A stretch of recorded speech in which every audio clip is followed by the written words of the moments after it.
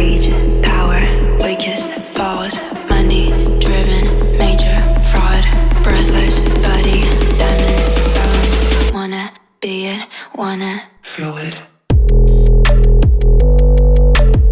Welcome to episode 2 of Chasing to Hundo. In case you don't know what Hundo is, you must have missed the first episode of the first installment of this series.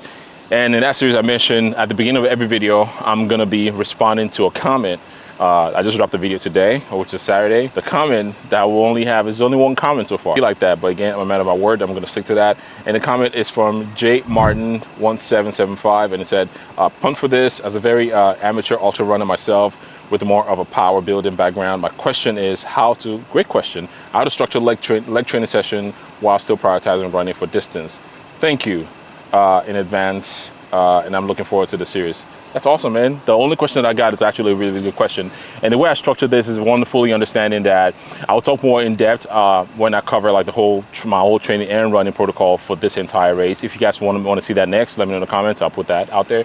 But the way I structure my training is, one, going into ultra training, I fully understand that leg training is something I'm gonna have to adjust drastically.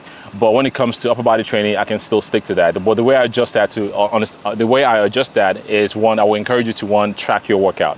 Because if you track it, it makes it very easy for you to adjust your volume. For right now, I know when I'm in a bodybuilding phase, I typically run for quads anywhere between 16 to 20 sets that can allow me to recover from. But when I transition into ultra space, I'm averaging anywhere between 12 sets per workout. Not only my strength training or my set total has reduced, which puts me around maintenance volume. And what I mean by maintenance volume, in case you don't understand what that is maintenance volume allows me to train my legs, not be too sore, that I can definitely recover from when I return next time to train legs. So 12 set is where I'm at right now. But not only that, I'm switching over from all the strength training that I'm doing, meaning I stop back squatting just because it has a high systemic to fatigue ratio, meaning my body's gonna pay for it a little bit more than, say, single leg movement. And single leg movement definitely cross over to a little bit more, ultra running too. But I'm still squatting too. My squat is just different. I'm doing box squat now because I still want to maintain some sort of overall strength. And I think squat in general is just great for that. But great question. Like I said, I love that. That's the question that I got. And I love it's very impactful that I think it add value to the video. Without any further ado, in today's video, later on in the video, I'm going to be covering, doing a recap of all the training that I've done. And I'm going to be covering some of the recovery modality. And I'm going to be covering, main topic is nutrition, how I plan to, strategies for my nutrition that can definitely help you on your own running, and 2, strategy for my running for this ultra 100-mile race coming up in June. Speaking of nutrition right away, I got this in the mail today. This is going to be the Science in Sport Beta Fuel. I was told this is going to be a rocket fuel essentially. So what you're looking at is 40 grams of carbs, 200 milligrams of caffeine. That is wild.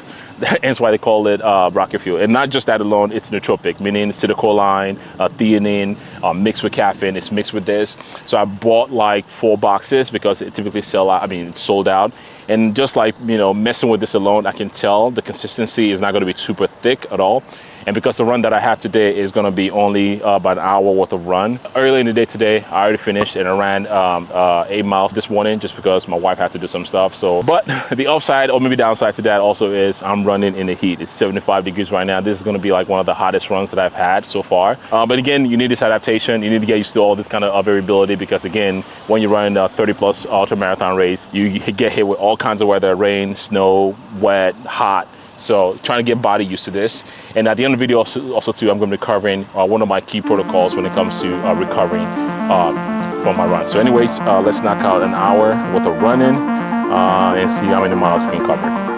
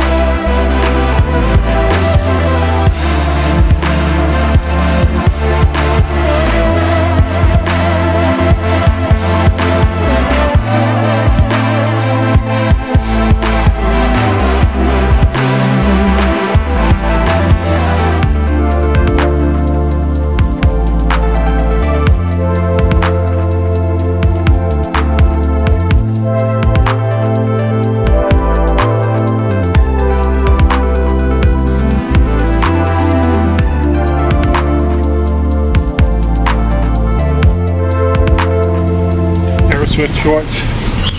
They're not meant for men with thunder thighs. Chafing is 1,000 level. Holy shit. Give me the chubbies all day. Thinking, oh yeah, sure, summer, real Swift, just make it go faster. No, them thighs be rubbing, burning. That run ended up being 7.74 miles. We finished in 7:47 average pace. That's kind of cool. The 7.7, 7:47. I'll put it on the screen for you guys. So this is one of the cool things about just training in general. This has to do with something with strength training and running. Also, you have to be able to be in a position to auto-regulate. Auto-regulation when it comes to training is like the way I auto-regulated today is, like I said, my wife had to go do some St. Jude run 5K this morning because I normally will run in the morning, but I did not have the opportunity to do that this morning, so I just had to do what I can, which actually worked out really well because I need to start doing 2 a days now. Because again, if you're planning to do races that are going to be 30 plus hours, you have to get your body used to running at different times of the day. So I thought that was a great opportunity for me to do that. And also that run, again, it was hot. Right, this should be very interesting.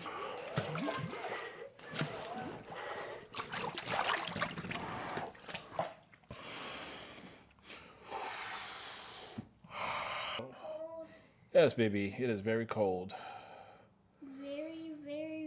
Very cold. It's cold, y'all. It's cold. All right, let's talk about the week real quick. So started this week off. My week is starting now. I started my week here. So the week started on Sunday. Normally Sunday is like an off day for me, but not anymore. Sunday we started at 16 miles at 8:24 pace. Monday is typically an off day for me. So Tuesday we jumped into an 8-mile run at 8:37 pace. Wednesday we did 9 miles at 8:31 pace. Thursday 8 miles. Yesterday 6 miles, and this morning we did 8 miles this morning and 9:42, and closed that out at 7.7 miles.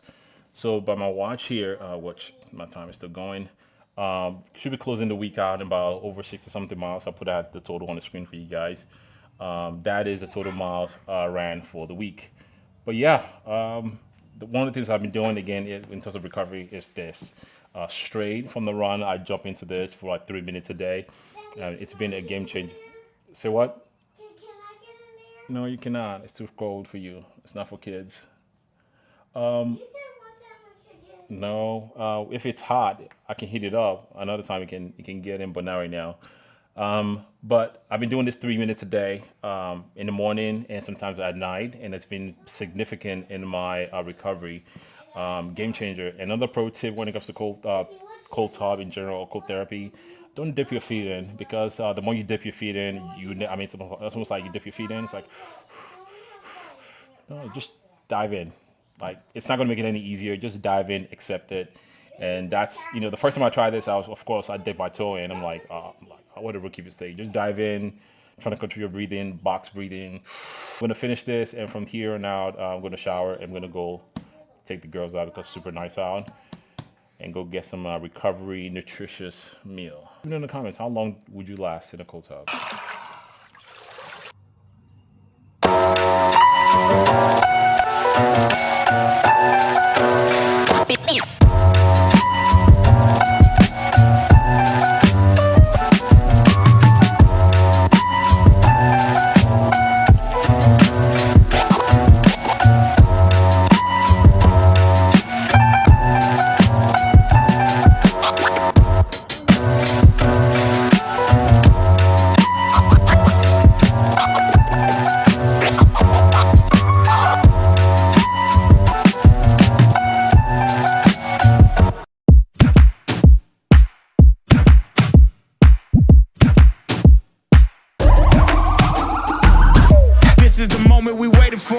Everything you want is right here. We gon' give them what they came for. We gon' take it up from last year. Shoot 'em my shot, boy, I'm long range. Me and the team on the same thing. Stayed down, never switched up. Only thing changed was the game. I'm in the zone now. Nothing can change what we on now. When I pull up, know it's going down. Foot on the gas, ain't no slowing down. Aiming for greatness, no settling. Kick down the doors, they won't let me in.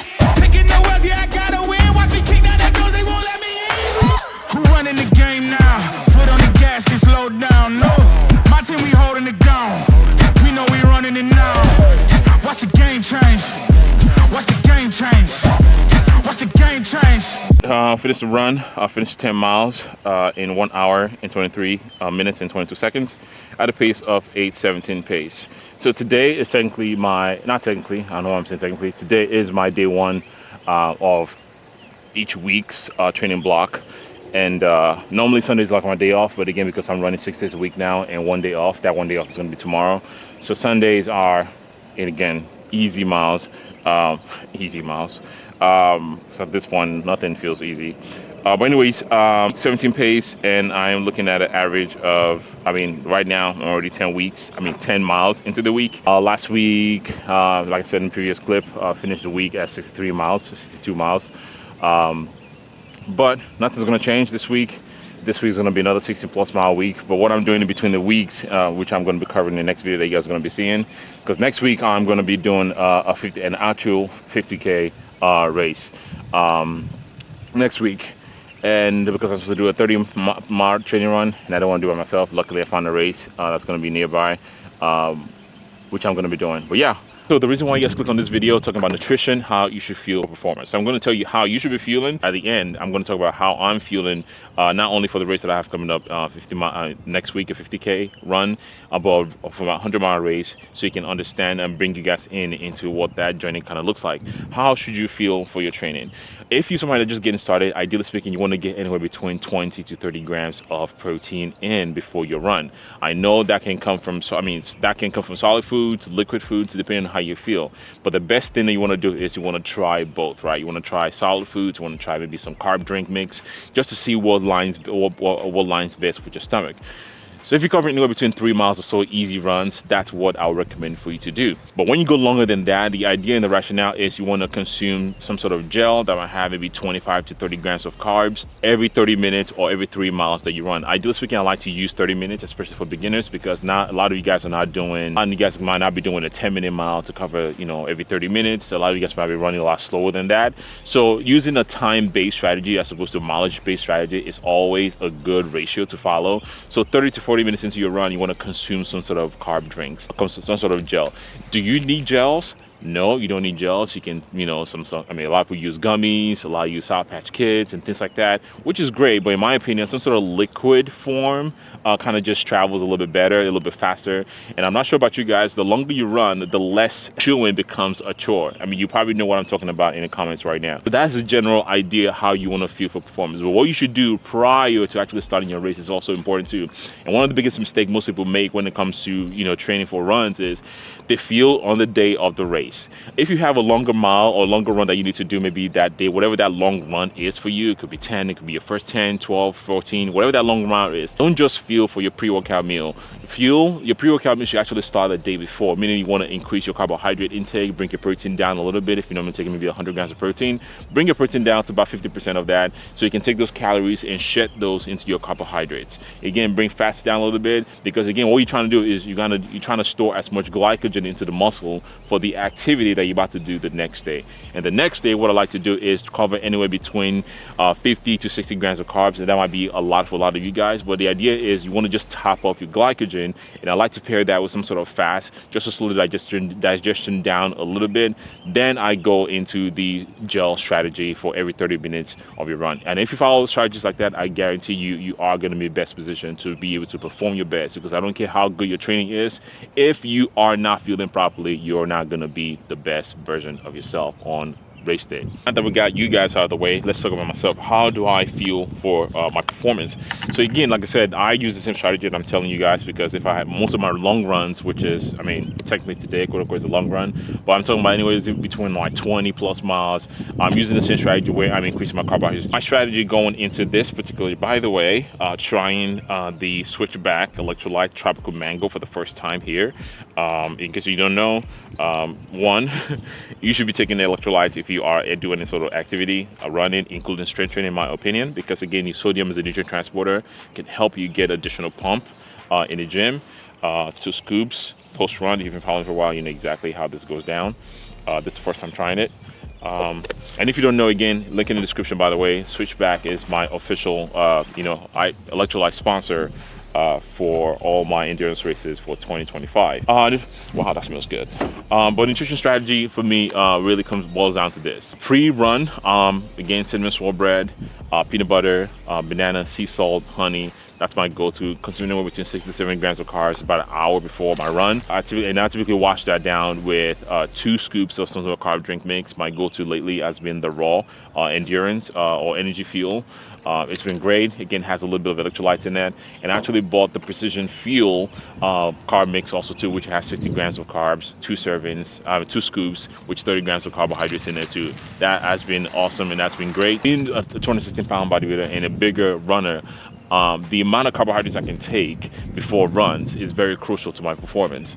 So what I'm trying to do before all this 100-mile race is I'm trying to figure out what are the carbohydrates that sit well with my stomach and what are the carbohydrates that I can eat consistently without getting tired of it. If you guys have been following me for a while, the carbohydrates I've been consuming is the Precision Fuel, which is 90 grams of carbs. So essentially 90 grams of carbs, imagine you're taking 2 Martin gels, which is 40 grams per serving, and that's gonna give me 80, but have additional 10 grams of carbs to that, and that's gonna give me 90 grams of carbs every hour, also at least 90 grams of carbs every hour. But the goal now is to pair that 90 grams of carbs with another Morton gel within the hour. And again, the more carbs I can consume, the better my performance is gonna be. And the biggest reason why a lot of people typically bunk out from a lot of races is typically because they just cannot hold down fuel properly. Massive shout out to David Roche. Not like he's gonna watch this video by any means. Again, if you don't follow him for a while and you are in the endurance space, you just wanna understand and learn some of the cool techniques that some of the great runners and athletes are using, because we live in an era where a lot of people are doing incredible things. Like this past weekend, Dan Green just finished Cocodona 250 in blazing pace.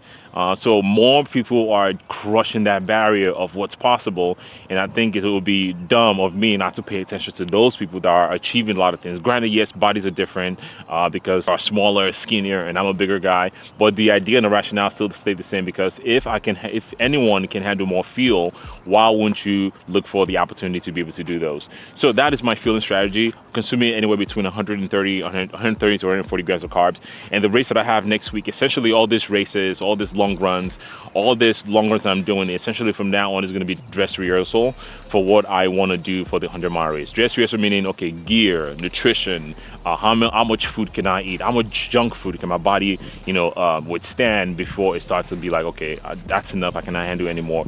So that is the strategy for a lot of these races. And again, it's funny because some of this concept actually carries over into the bodybuilding space to when I coach clients for a show. The idea of what we're trying to do, especially when it comes to nutrition standpoint, is we always want to practice how we want to play on game day. What I mean by that is your refeeds, when you send pictures back to me as a coach, and I'm looking at, okay, based on the refeed that we have this weekend, and this is how your body responded, okay, how can we manipulate that and collect data and store that, because we want to replicate that exact same thing that we achieve on that day. Kind of hinted at the previous videos throughout the year, but now that I'm a little more concise into what direction I'm trying to take with this channel, the motto for the year is empty your tank. What I mean by empty your tank really is, at the beginning of the year, we all have 100%, right? You have full tank. At the beginning of the day, at the beginning of the week, beginning of the month, we all have full tank, and it's up to you to use that fuel for whatever you want. That fuel can be used for being on the couch, just being a lazy bum, or that fuel can be used to apply to the things that you want to do, you want to accomplish in life. And the idea is, at the end of the day, when it's all said and done, when you look at your tank, did you empty your tank? Not literally, I'm not saying red line all the time, but did you maximize your potential? And that is something I've been trying to echo for the last year or so, because I found that, chasing after the things that I thought was impossible refuels my tank to keep going. So if you're somebody that's struggling, maybe at the end of the week, at the end of the day, at the middle of the week, you're like, man, I'm just tired. Maybe you should try to find a better way to use your tank efficiently so it can get more fuel into your tank, your body. So at the end of the video, I'm going to close it out to using that term or phrase for you guys, because I want to build a community around that. Community of people that want to empty their tank. That's a concept I'm taking for the rest of the year, to all the races, all the challenges, not just fitness related, just life in general, goals I want to accomplish, trying to maximize the opportunity that I have. That is the video for you guys. Hope you guys enjoyed the video, and 7 o'clock, 7 Fit. Don't forget to empty your tank, and I'll see you guys in the next one. Peace.